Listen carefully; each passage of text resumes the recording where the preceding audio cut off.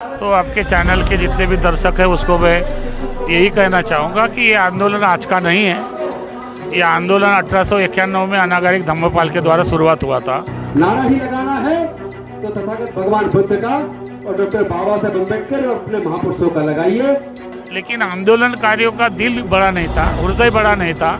इन्होंने अपने अस्तित्व के लिए, अपने बचाव के लिए, अपने स्वार्थ के लिए, चंदे के लिए, धंधे के लिए ही आंदोलन को रखा। इसलिए बिहार सरकार पर तो कोई प्रभाव पड़ा नहीं। इसलिए बिहार सरकार ने इस आंदोलन का संज्ञान में नहीं लिया। इसलिए और बीच में पाकिस्तान और इंडिया का जो युद्ध चल रहा था, तो उस कारण ये जो मुद्दा बना रहे कि हमने तोड़ा, तो ये जानबूझ के ये हेतु पुरस्कार आंदोलन स्थगित किया गया और बुद्ध गया से अब आंदोलन पूरा तंबू बम्बू के साथ उखड़ा है। देखिए, मांग ये है कि ये जो विश्व धरोहर है ये बौद्धों की है, तो बौद्धों के इसमें हिंदू का मैनेजमेंट क्यों है भाई?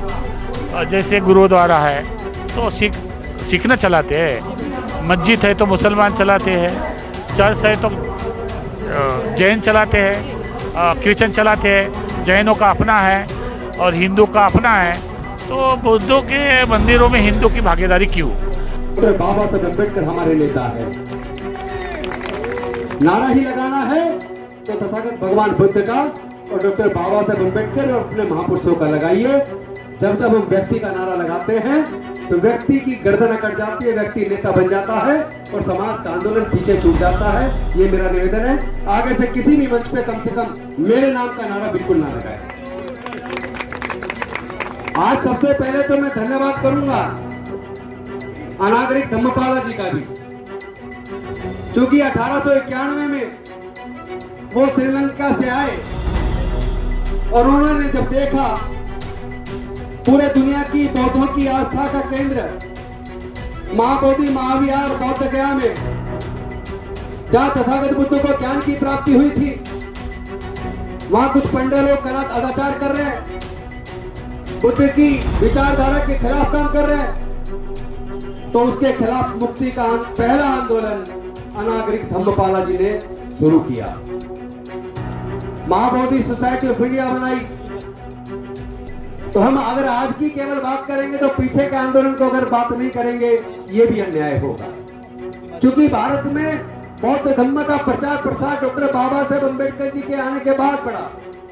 उससे पहले भारत में बौद्ध लोग कम थे, विशेष रूप से कलकत्ता में और हिमालयन क्षेत्र में थे। बाकी पूरे देश में ना के बराबर बौद्ध लोग रहे। और इसी वजह से जो 1922 के अंदर कांग्रेस ने राजेंद्र प्रसाद जी के नेतृत्व में कमेटी बनाकर बौद्ध गया के मुद्दे की जांच करी और उसमें जो रिपोर्ट आई, क्योंकि उसमें बौद्ध प्रतिनिधि नहीं थे, इसलिए जो बौद्धों के द्वारा मैनेजमेंट का बनना चाहिए था, बौद्धों की जो बात उसमें आनी चाहिए थी, वो पूरी नहीं आ पाई। और 1949 में महाबोधि महाविहार की जो मैनेजमेंट कमेटी उस एक्ट के द्वारा बनी, उस कमेटी के अंदर जो बौद्धों के हाथ में होना चाहिए था, उसमें चार बौद्ध धर्म से अलग हिंदू धर्म के लोगों को डाल दिया गया।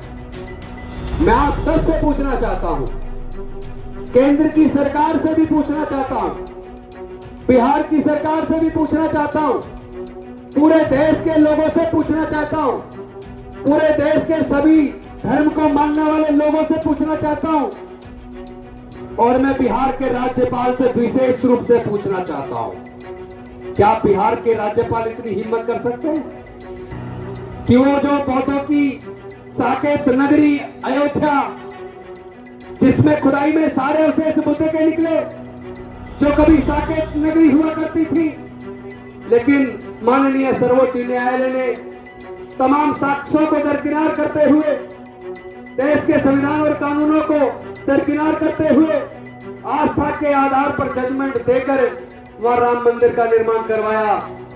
सर, सबसे पहले तो क्या कहना चाहेंगे आप, क्योंकि जिस तरीके से बोध गया से हैं और लगातार वहाँ पे जो ये मुहिम है बोध गया को आज़ाद कराने की, वो अब दिल्ली तक आ पहुँची है, उसको लेकर क्या कहना चाहेंगे? बहुत समय से प्रदर्शन है वो चल रहा है।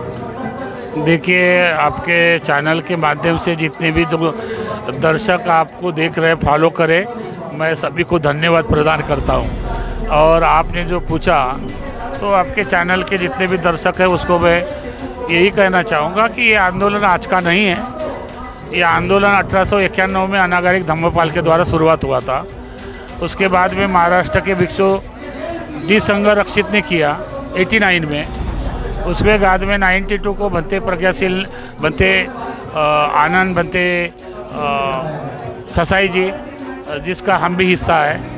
तो 92 में जो आंदोलन हुआ तो उस वक्त भी 5 लाख से लोगों को देखा हमने, 5 लोगों से 5 लाख तक ये आंदोलन तेज हुआ। लेकिन उस वक्त बिहार सरकार थी और लालू की सरकार थी, तो लालू के साथ मिले और लालू ने इस आंदोलनकारियों को मैनेजमेंट कमेटी में लिया। और पहली बार 98 में 4 बौद्ध मैनेजमेंट कमेटी में गए और उसमें से जो वर्तमान में अभी आंदोलन कर रहे थे वो प्रज्ञाशील बनते जी सचिव रहे। तो आंदोलन तो कमज़ोर हुआ, बनते ससाई जी माइनॉरिटी में गए। उसके बाद में ये आंदोलन स्थगित हुआ। अभी वर्तमान में 100 दिन के पहले जो आकाश लामा प्रज्ञाशील के बाद ये आंदोलन चालू हुआ। इस आंदोलन से थोड़ा परिणाम लोगों में जागरूकता आई, लेकिन आंदोलनकारियों का दिल बड़ा नहीं था, हृदय बड़ा नहीं था। इन्होंने अपने अस्तित्व के लिए, अपने बचाव के लिए, अपने स्वार्थ के लिए, चंदे के लिए, धंधे के लिए ही आंदोलन को रखा। इसलिए बिहार सरकार पर तो कोई प्रभाव पड़ा नहीं, इसलिए बिहार सरकार ने इस आंदोलन का संज्ञान में नहीं लिया। इसलिए और बीच में पाकिस्तान और इंडिया का जो युद्ध चल रहा था, तो उस कारण ये जो मुद्दा बना रहे कि हमने तोड़ा, तो जानबूझ के ये हेतु पुरस्कार आंदोलन स्थगित किया गया और बुद्ध गया से अब आंदोलन पूरा तंबू बम्बू के साथ उखड़ा है। जी, एक बार सर बीच में रोकना चाहेंगे, एक बार जनता को बताइए कि मेन मांगे क्या है इस आंदोलन से, क्या क्या मेन मांगे हैं जो उठाई जा रही है? देखिए, मांग ये है कि ये जो विश्व धरोहर है ये बौद्धों की है, तो बौद्धों के इसमें हिंदू का मैनेजमेंट क्यों है भाई? जैसे गुरुद्वारा है तो सिख न चलाते हैं, मस्जिद है तो मुसलमान चलाते हैं, चर्च है तो जैन चलाते हैं, क्रिश्चियन चलाते हैं, जैनों का अपना है और हिंदू का अपना है। तो बौद्धों के मंदिरों में हिंदू की भागीदारी क्यों? ये 1949 का एक्ट के अनुसार 4 हिंदू 4 बौद्ध नियुक्त कहे जाते हैं और जिला गया का जो कलेक्टर है वो भी हिंदू होना चाहिए और वही पदाध्यक्ष होना चाहिए, तो बहुमत उसका होता है। तो हमारी डिमांड ये है कि अभी वर्तमान में नीतीश सरकार ने और केंद्र सरकार ने जो जिला गया का डीएम है वो कार्यकारी अध्यक्ष बनाए, लेकिन बुद्ध गया के टेम्पल का जो चेयरमैन है वो IAS अधिकारी बौद्धिस्ट होना चाहिए और मैनेजमेंट कमेटी में भी सचिव बौद्धिस्ट होना चाहिए। तो 4 बौद्ध 4 एक जिला गया 5 होगा, बहुमत हो जाएगा, तो ये झगड़ा लगड़ा और ये आपस दोनों समाज में तनाव वातावरण निर्माण नहीं होगा। लेकिन बिहार सरकार बौद्धों के साथ क्यों सौतेला व्यवहार की जा रही, ये मेरे समझ के बाहर है। सर, गया को जो हिंदू लोग हैं वो अपने बहुत आस्था का प्रतीक बताते हैं, वहाँ पे श्राद्ध करने बड़ी मात्रा में पहुँचते हैं ऐसे में, और आप ऐसे में बता रहे हैं कि वहाँ से आज़ाद होना चाहिए, बहुत बड़ी तादाद में, क्योंकि वहाँ हिंदू पहुँचते हैं। देखिए, हिंदू अगर वहाँ पहुँचते हैं, कोई भी धर्म का आदमी दर्शन के लिए, वंदन करने के लिए आ सकता है, लेकिन क्या वो पिंडपान उनका जो है ना बिया गया में पिंडपान की अपनी अपनी अलग जगह है, लेकिन उस गया में आने के बाद पितृमोक्ष करने के बाद वो अपना दर्शन के लिए तो उसको तो हम नहीं रोक पाएंगे। लेकिन BTMC में 4 बौद्ध के सिवा और 4 हिंदू रखना ठीक है, उसको भी रखिए, लेकिन बहुमत तो बौद्धों का होना चाहिए, इसीलिए ये बौद्धों का डिमांड है। सर, बीच में अब वहाँ पे लाठीचार्ज भी किया गया था बिहार सरकार के द्वारा, जितने भी लोग आंदोलन कर रहे थे, और अब बिहार में चुनाव नज़दीक आ रहे हैं, तो क्या लग रहा है ऐसे में क्या असर पड़ सकता है नीतीश सरकार के ऊपर बिहार? नहीं, ये BTMC में जो अकाउंटर करके सुजीत मिश्रा है उसी ने ये प्लानिंग की।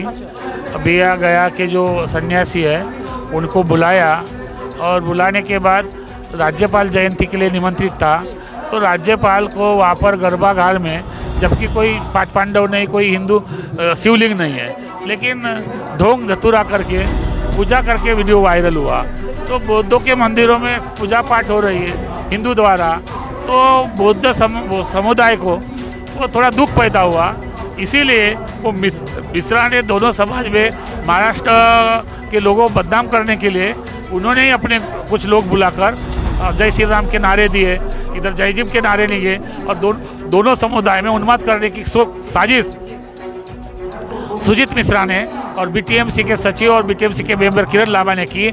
इसीलिए हमने अभी डिमांड किया है सरकार को भी, माइनॉरिटी अधिकारी को, अल्पसंख्यक को भी हम निवेदन देंगे कि इनकी छानबीन करके इनको बीटीएमसी से हटाना चाहिए, हमारी डिमांड रहेगी। अच्छा सर, तो लेकिन क्या लग रहा है जिस तरह बिहार चुनाव में रहे हैं, क्या सरकार अगर नहीं सुनती आप लोग मांगे तो चुनाव में कुछ इसका असर देखने को पड़ सकता है? बिल्कुल, इसका खामियां बिहार सरकार को भुगतना पड़ेगा। जो 20 साल से नीतीश सरकार ने मैनेजमेंट कमेटी में जो लोग नियुक्त रखे हैं, इसलिए उनके मनोबल बढ़े, भ्रष्टाचार हो रहा है, बहुत बड़ा पैसे का भ्रष्टाचार हो रहा है, डॉलर का भ्रष्टाचार हो रहा है, पैसे पेटी से चोरने का भ्रष्टाचार हो रहा है। तो ये लेकर बहुत जल्दी हम बुद्धिस्ट इंटरनेशनल नेटवर्क के माध्यम से आह्वान करते हैं कि बिहार सरकार ने इनको जल्दी से जल्दी हटाना चाहिए।